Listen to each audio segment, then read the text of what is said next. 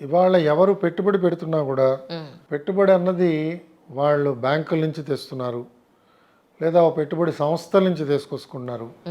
తెచ్చి ఒక వ్యాపారంలో పెట్టుబడి కింద పెట్టుకుంటున్నారు, ఇన్వెస్ట్ చేస్తున్నారు. ఆ ఇన్వెస్ట్ చేసిన తర్వాత ఆ ఇన్వెస్ట్మెంట్ని నడిపించేది వాళ్ళే. ఆ బ్యాంకర్లు కానీ, ఆ ఫండ్ ఏజెన్సీలు కానీ వాళ్ళెవరు దాంట్లో భాగస్వామ్యులు కారు. ఇది ఒక కంపెనీ కింద రిజిస్టర్ చేస్తారు, కంపెనీ యాక్ట్ కింద ఒక కంపెనీ పెట్టుకుంటారు. ఆ కంపెనీలో కొంతమంది డైరెక్టర్లు పెట్టుకుంటారు. కంపెనీలో ఉన్న పెట్టుబడి బట్టి వాళ్ళకి కావాల్సిన ఏర్పాట్లు చేసుకుంటారు, నడిపిస్తూ పోతారు. వాళ్ళు తీసుకుంటున్న అనేక నిర్ణయాల వల్ల కొన్నిసార్లు లాభాలు వస్తాయి, కొన్నిసార్లు నష్టాలు వస్తాయి. ఎప్పుడైనా నష్టాలు వచ్చినప్పుడు ఈ పెట్టుబడి పెట్టిన సంస్థలు, అప్పులు ఇచ్చిన సంస్థలు వీళ్ళు దివాలా తీసాము అని వాళ్ళు చేతులు ఎత్తేయంగానే వాళ్ళకి ఆ సమయంలోనే వీళ్ళకి వివరాలు తెలుస్తున్నాయి. కానీ ఆ దివాలా తీసిన సంస్థ దగ్గర నుంచి, లేదా దివాలా నడిపించిన సంస్థని ఎవరు నడిపించారో వాళ్ళని బాధ్యత చేసేయడానికి ఇవాళ ఎలాంటి అధికారం కూడా లేదు. అది తీవ్రమైన లోపంగా భావించి కేంద్ర ప్రభుత్వం 2016లో ఒక చట్టం తీసుకొచ్చింది. మళ్ళీ 2018లో దానికి కొన్ని సవరణలు కూడా చేశాయి. దాని ప్రకారంగా ఇన్సాల్వెన్సీ అండ్ బ్యాంక్రప్సీ కోడ్ అని చెప్పి ఒకటి తీసుకొచ్చారు.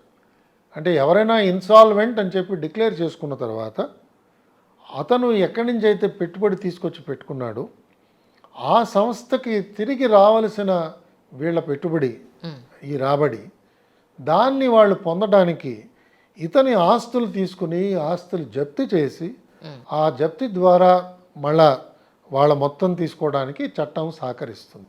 ఎక్కడ సార్ అది కూడా మనకి పాసిబిలిటీ పెద్దగా లేదేమో. ఎందుకంటే ఈయన పేరు మీద ఉన్నవే వాళ్ళు జప్తు చేయాలి, వాళ్ళ వైఫ్ పేరు మీద, పిల్లల పేరు మీద, మనవల పేరు మీద పెడుతున్నారు ఆస్తులన్నీ. సో అది జప్తు చేయడానికి లేకుండా చేస్తున్నారు కదా. ఇవాళ అదృష్టవశాత్తు ఇలాంటి లోపాలు ఉన్నా కూడా సుమారు 3 లక్షల కోట్ల రూపాయలు ఈ చట్టం వచ్చిన తర్వాత మనం జప్తు చేయగలిగాం, రైట్, చేసి తిరిగి వాళ్ళకి వాపసు ఇవ్వగలిగాం. ఎందుకంటే ఈ చట్టం ఇది చాలా చాలా త్వరితగతిన నడిచే విధానం. కేవలం ఒక 360 రోజుల్లో దీనికి సంబంధించిన విషయం అంతా కూడా కూలంకషంగా పరిశీలన చేసి తిరిగి ఇది ఇందులో ఎవరి తప్పు ఎంత నిర్ణయం చేసి దాని ప్రకారంగా నష్టపరిహారం కూడా ఇచ్చే విధానాన్ని ఈ చట్టం మొట్టమొదటిసారిగా ప్రవేశపెట్టడం జరిగింది. కొంతమంది ఆలోచన ఎలా ఉన్నదంటే ఒక చిన్న సంస్థ 50 కోట్లో 30 కోట్లో ఈ చిన్న చిన్న మొత్తాలు పెడుతున్న సంస్థల అప్పుల గురించే మనం ఇంత ఆలోచన చేస్తున్నాం కదా. ఒక ప్రభుత్వమే అంటే సుమారుగా 2 లక్షల కోట్ల ఒక బడ్జెట్ ఉన్న ప్రభుత్వం ప్రతి సంవత్సరం సాలీనా 1,50,00,000 లేదా 2 కోట్ల పెట్టుబడి అంటే బడ్జెట్ ఈ రాష్ట్ర ప్రభుత్వాలు అవి పరిపాలన చేస్తున్నాయి. కాబట్టి అంటే ఒక 5 సంవత్సరాల కాలంలో 10 లక్షల కోట్లు ఒక రాష్ట్ర ప్రభుత్వం నిర్ణయం చేస్తున్నది.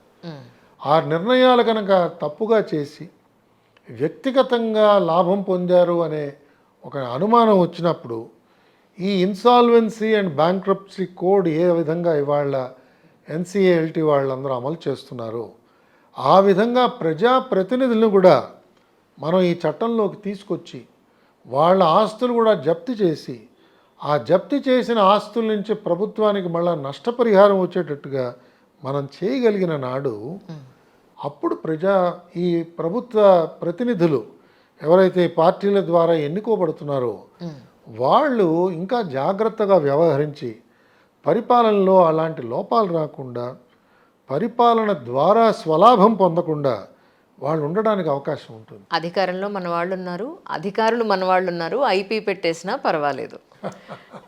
ఇలానే ఉంది సార్, రైట్. ఇది మారాలి కదమ్మా. ఇప్పుడు పరిస్థితులు అలా లేవు. ఇవాళ ఇంతకు పూర్వం మనం అనుకున్నది ఏమిటంటే ప్రభుత్వం ఒకసారి ఎన్నుకోబడితే శాశ్వతంగా ఉండడానికి వాళ్ళు ప్రయత్నం చేస్తారు. అవును, అంటే రెండో టర్మ్ వచ్చినప్పుడు ఇంకా పట్టుదలతో పోటీ చేస్తారు, మూడోసారి గెలిచిన తర్వాత ఇంకా బాగా పోటీ చేస్తారు. శాశ్వతంగా మేమే ఉండాలి ముఖ్యమంత్రిగా, మేమే ఉండాలి ప్రతినిధిగా అనే పట్టుదలతో చేస్తారు అని మనం భావించేవాళ్ళం, ఆలోచన చేసేవాళ్ళం.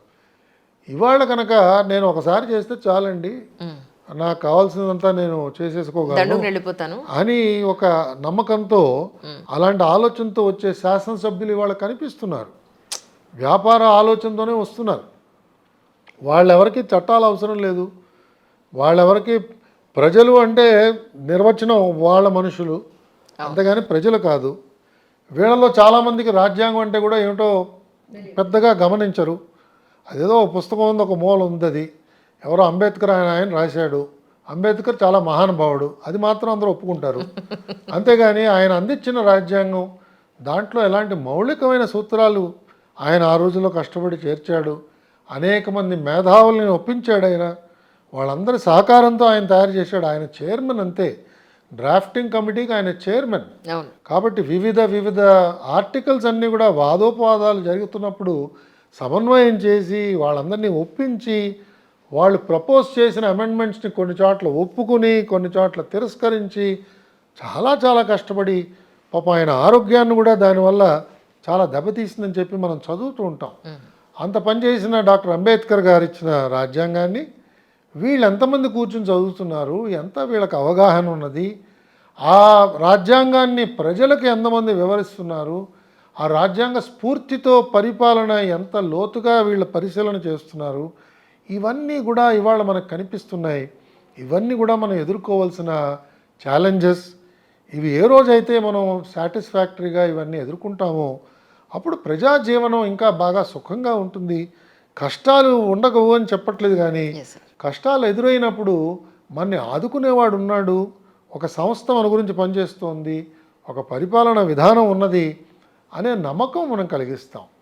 ఆ నమ్మకం కలిగించకపోతే, అపనమ్మకం కనుక ఈ విధంగా వ్యాప్తి చెందితే అది ఎవరికీ మంచిది కాదు. ఆ దృష్టితో చెప్తున్నారంట.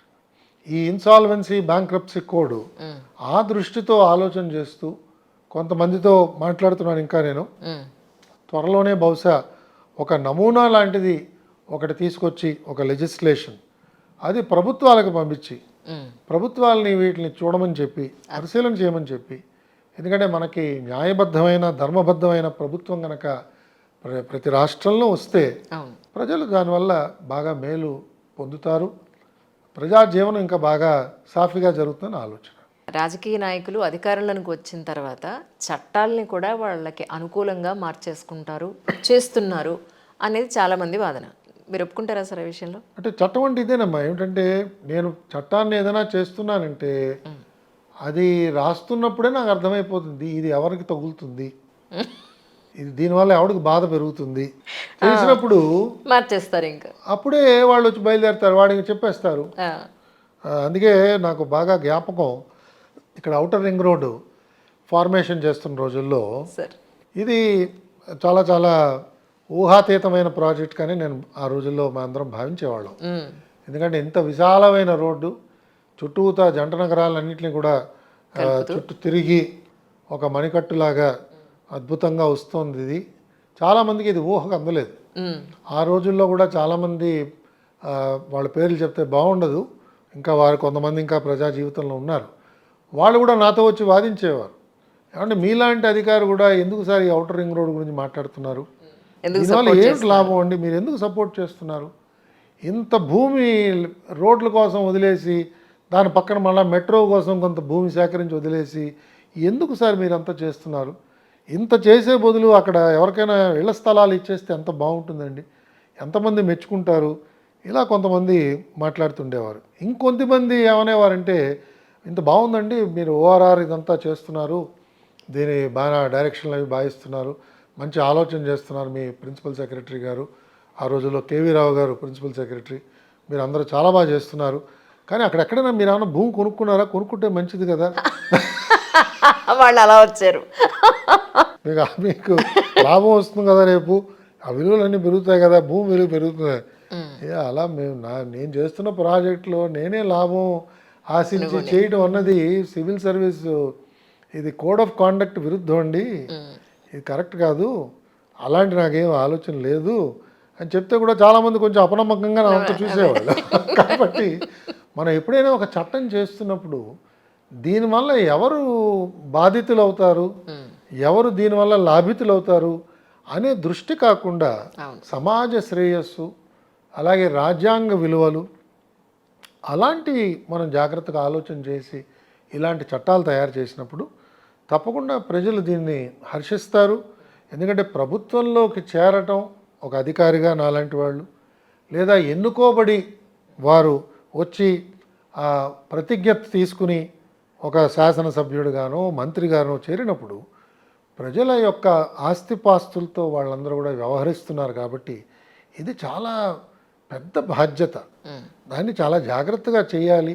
ప్రతి నిమిషం కూడా వారికి జవాబుదారీతనం ఉన్నది.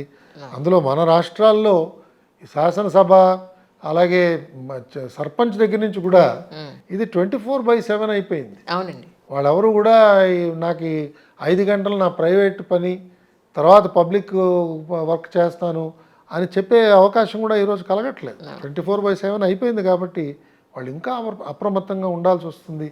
అలా లేకపోతే వాళ్ళ యందు గౌరవం పోవటమే కాకుండా వ్యవస్థ మీద గౌరవం పోయే ప్రమాదాలు కూడా వస్తాయి. నిజం. ఆ ప్రమాదం రాకూడదనే భావంతో మాట్లాడుతున్నాను.